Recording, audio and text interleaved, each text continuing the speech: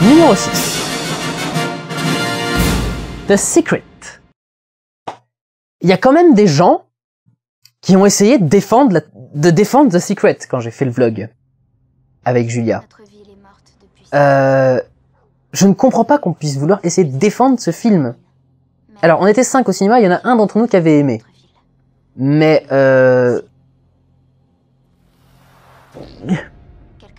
c'est tellement mal foutu, tellement mal amené, tellement mal écrit, tellement pressé, tellement rapidement essoufflé, que je comprends pas comment est-ce qu'on peut essayer de défendre ce truc. En plus, alors les mecs qui viennent nous dire oui, mais ça vient nous poser des grandes questions. Comment est-ce qu'on réagirait dans des situations pareilles, etc. Quand est-ce que tu vas te demander comment tu réagis si tu découvres qu'il y a une société qui prend les gamins des riches, des pauvres, pour les donner aux riches et leur offrir une meilleure vie. Enfin, c'est tellement aberrant comme question à la base que je vois vraiment pas ce que ça peut apporter sur nous, ce que ça peut faire comme commentaire sur les humains, etc. Enfin. Non, je vois pas. Je suis dubitatif. Je comprends pas comment ils vont essayer de défendre ce truc. C'était affligeant. Et voilà, j'ai pas grand chose à dire de plus. Vous pouvez regarder la critique que j'ai fait avec Julia, ce sera plus complet. Mais non, enfin, vraiment, The Secret, nul. Numéro 5. Alors là, on va enchaîner 2 films dont vous avez, à mon avis, pas du tout entendu parler, parce que c'est de la production presque quasi indépendante française. Le premier s'appelle Nana. Et j'en voudrais toute ma vie à mes profs de critique pour me faire regarder ces 2 films. Nana est un film qui dure à peine 1 heure. L'histoire, c'est une petite fille qui vit avec sa mère dans une maison à la campagne. Et un matin, elle se réveille, sa mère est partie. Sa mère n'est plus là. Et donc, la petite gamine doit se débrouiller toute seule. Dit comme ça pourrait presque avoir l'air intéressant, mais détrompez-vous, il n'en est rien. Le film, en fait, ce qu'elle a fait, c'est que la réalisatrice, c'est une femme, il y a que une femme qui peut penser que c'est intéressant de regarder une gamine de faire ce qu'elle veut devant une caméra pendant 1 heure. Je comprends pas comment on peut... Voilà. Elle a fait ça, en fait. Elle a pris une petite gamine, elle a trouvé une gamine avec qui le feeling passait bien, avec qui elle s'entendait bien, puis qui pouvait avoir l'air de ne pas jouer. Et elle a posé sa caméra. Elle a dit à la gamine, vas-y, tu fais ce que tu veux. Le film doit se composer en tout et pour tout en 1 heure de 7 plans. Montage compris. Il y a 7 plans dans le film. Donc c'est que du plan séquence, avec une caméra complètement fixe. Mais vraiment fixe, il n'y a même pas un léger panoramique ou un truc dans le genre pour recadrer un truc. C'est fixe. Elle est posée là, elle bouge pas. Et les acteurs, du coup, font des choses devant la caméra. Déjà, quand la mère s'en va, moi personnellement, je n'ai absolument pas compris qu'elle abandonnait sa fille. Quand j'ai vu le film, tel que c'est fait, j'avais vraiment l'impression qu'elle partait au boulot. Tout bêtement. Enfin, je vois rien de particulier, elle part pas avec une valise, elle part pas avec un gros truc, elle a même pas l'air de regarder derrière elle, enfin voilà, c'était... Elle s'en va. Et rien de plus. Et la gamine, du coup, que fait la gamine? Donc elle se réveille le matin, elle mange, elle joue, elle tue un lapin, elle le fait cuire, c'est une fille sadique de 8 ans, et même pas, elle doit en avoir 5 ou 6, je crois, la gamine. Et à la fin du film, son papy vient la récupérer, et ils s'en vont tous les deux. Espèce de, je sais pas, de bouse d'auteur français, qui est persuadé que c'est absolument génial comme idée, et c'est affligeant de vide. C'est vraiment, enfin, c'est assez atroce. Vraiment, je ne comprends pas qui peut penser que ça peut faire un film intéressant de simplement laisser une gamine en freelance devant une caméra pendant 1 heure. Je comprends pas. En plus, le truc, alors, c'est tellement vulgaire. Le premier plan du film, alors tout se passe à la campagne. Donc, comme on est à la campagne, évidemment, on égorge un cochon. Et donc on voit voilà le cochon qui se fait égorger, le sang qui gicle, le truc qui se vide comme une baudruche, enfin voilà quoi, devant les gamins qui regardent ça voilà avec amour. D'ailleurs le premier plan du film il cadrait tellement large que je sais même pas où était Nana dans l'image. C'est-à-dire qu'on voyait surtout le mec en train de choper le cochon et de l'égorger. D'ailleurs, enfin en gros le premier plan c'est le mec qui met 10 minutes à stabiliser le cochon pour pouvoir l'égorger. Il y a déjà rien que ça, tu mets pas 10 minutes de ça, enfin je veux dire c'est chiant comme la mort, je vois pas ce qu'il y a d'intéressant là-dedans, surtout que si encore il y avait un grand message par rapport au thème du film, tu vois, si ça nous prouvait qu'on était des animaux, enfin même pas, c'est juste qu'elle nous montre le mec en train d'égorger un cochon quoi. Et les gamines ont perdu au loin. Ensuite on la voit parler un peu avec son grand-père, etc. Sa mère vient la chercher pour lui dire pour la ramener chez elle. Elle laisse un mot à son père en disant faudrait que tu passes venir réparer la grille d'ici la fin de la semaine. Ce qu'on comprend en fait à la toute fin du film être un message à son père en gros passe à la maison parce que moi de toute façon je me serais barré et ma fille elle sera toute seule donc il faudra que tu la récupères et que tu t'en occupes. Mais du coup on sait même pas pourquoi est-ce que la mère se casse, on sait même pas pourquoi elle s'en va, on sait pas on sent bien que la vie de mère ça a l'air de la déborder, elle a quand elle écrit son mot en fait elle a des pastels de gamins partout dans les poches. Donc on comprend que sa gamine la déborde et que ça déborde sur sa vie, etc. Mais je vois pas pourquoi elle s'en va, enfin je comprends pas pourquoi elle se casse.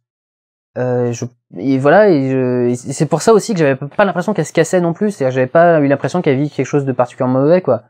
Donc après on a une scène vraiment genre film d'auteur français en train de manger en silence devant la télé, enfin il manque plus que le noir et le blanc et ça fait le cliché complet. Et alors comme c'est film d'auteur français que ça se passe à la campagne, ils ont même pas l'eau courante. Je veux dire, pour avoir fréquenté du paysan breton pendant mon enfance, dans des vraies fermes où j'ai traité des vaches avec mes petites mains et des tracteurs pour le foin et des machins, enfin voilà, des vrais paysans. Pour aller trouver encore maintenant un paysan ou une chaumière qui n'a pas l'eau courante, faut vraiment le vouloir. Enfin vraiment je comprends pas comment on peut encore avoir l'idée que ça se passe encore comme ça dans les campagnes françaises. Quand on regarde merde, du coup j'oublie complètement le nom du reportage de Raymond Depardon, enfin, du documentaire de Raymond Depardon sur la campagne. J'ai complètement oublié. Il va falloir que je retrouve ça. Je vous le mettrai dans les commentaires de la vidéo, il a un documentaire qu'il a fait sur les campagnes françaises. Oui, d'accord, il vit avec il y a des toiles cirées, des moches sur la table, et puis des petites assiettes avec des dessins de petites fermières avec leur bonnet, leur machin. Oui, d'accord. Mais ils ont l'eau courante. Ils ont l'électricité, enfin voilà. Je veux dire, même au fin fond des campagnes françaises, je sais pas combien est-ce qu'on peut en trouver qui n'ont pas l'eau courante, quoi. Donc j'ai trouvé ça vraiment exagéré et vraiment grossier et un peu pédant, ça fait un peu le Parisien qui voit la campagne en fait. Un peu méprisant, donc j'ai trouvé ça assez méprisable du coup.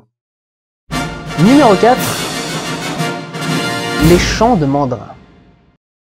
Là aussi je tiens à remercier mon professeur de critique. Les chants de Mandrin est le 3e ou 4e film d'un réalisateur qui s'appelle Rabah Amer Zaimesh. Ou RHZ comme on aime à l'appeler apparemment. C'est RAZ je crois. Qui est considéré par le cinéma des cahiers du cinéma, enfin voilà, le cinéma un peu auteur, un peu machin, comme le nouveau réalisateur, la nouvelle ultra tendance, la nouvelle mode, enfin je sais même pas comment qualifier ça, le nouveau mec qu'il faut suivre dans le cinéma français quoi. Je ne supporte aucun de ses films.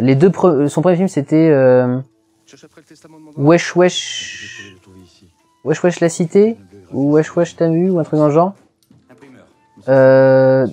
Donc il se passait dans une cité voilà avec un style un peu documentaire. Et son deuxième film se passait dans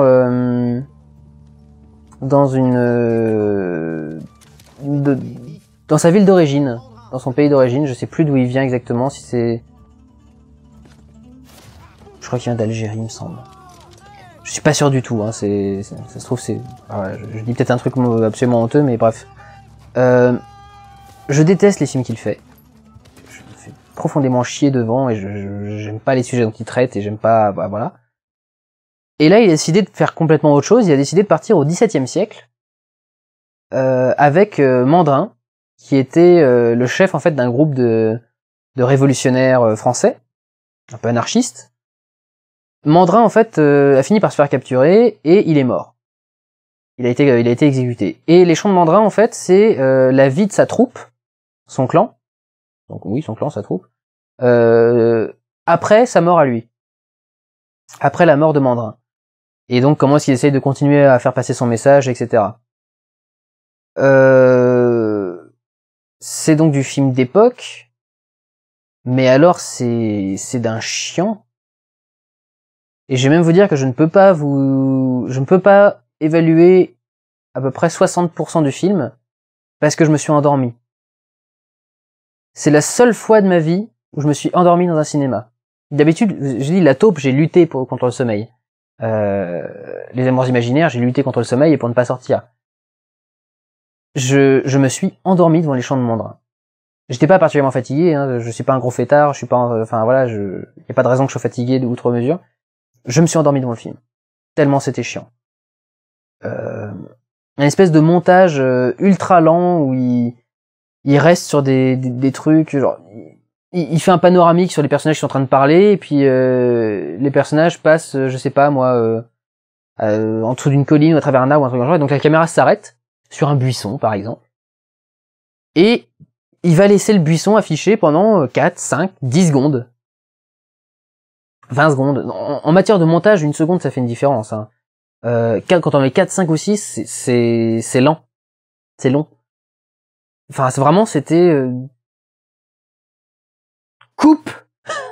Fais un truc. Fais quelque chose, coupe. Ou fais-nous une danse, fais un truc. Enfin, mais... voilà, c'est chiant. Alors en plus, il a pris une espèce de... Il y a une espèce de prise de parti qui est de traiter ça, enfin de les faire parler de façon un peu contemporaine, donc ils parlent pas du tout en vieux français, voire même des fois ils utilisent vraiment des expressions contemporaines, genre alors je crois que c'est le passage où je dormais, mais j'étais avec des amis qui m'ont raconté après, je crois qu'il y a un passage où il y a quelqu'un qui dit mais t'es ouf, ou quelque chose dans ce genre là, enfin vous voyez un truc dans ce style. Il y en a pas partout non plus parce que ça m'aurait marqué les moments où j'étais éveillé, mais ouais, il y a cette idée un peu bizarre de mélanger du contemporain et de l'ancien, que je ne comprends pas trop personnellement. Je veux dire, tu te fais déjà chier à faire un film d'époque en costume, etc. Bah, fais-toi chier jusqu'au bout et fais-les parler en vieux français. Je vois pas trop. Ou alors que ça apporte quelque chose à l'histoire. Genre, par exemple, si Coppola, quand elle a fait Marie-Antoinette, lui avait fait parler un langage moderne, ça serait passé. Parce qu'en même temps que la musique rock, en même temps que le message moderne qu'elle voulait faire passer sur Marie-Antoinette. Même si elle connaît pas grand chose à Marie-Antoinette au final. Voilà, ça aurait passé dans ce délire-là. Là, ça passe pas, enfin je veux dire, c'est non. Il y a plein de passages qui sont, alors ça pareil, ça fait très auteur français, qui sont des improvisations. Des passages où le réalisateur avait dit, bon voilà, je vais couper à cet endroit-là. Et finalement, au lieu de couper à cet endroit-là, bah il arrive, puisqu'en plus il est acteur dans le film, il arrive dans le champ et il lance autre chose. Et les acteurs sont... Alors on voit clairement que les acteurs sont un peu paumés, qui se disent merde, faut qu'on reparte, faut qu'on fasse un truc, faut qu'on dise quelque chose, on doit continuer, je croyais pas. Et on les voit ensuite continuer, alors ils s'en sortent très très bien, c'est des bons acteurs, donc ils ont un bon talent d'improvisation et ils arrivent à faire quelque chose avec ça. Mais je trouve ça un peu, voilà, jouer sur les impros, etc. Même s'ils sont très bons, il y a un côté où on sent l'improvisation. On sent que c'est pas aussi travaillé que ce qu'il faisait quelques secondes avant. Et du coup, je trouve qu'il y a vraiment un truc qui manque. Ou de trop. Enfin, de malvenu. Quelque chose qui est pas à sa place. Et du coup, voilà, je trouve ça assez dommage. Et je me suis vraiment ennuyé d'une profondeur, mais abyssale.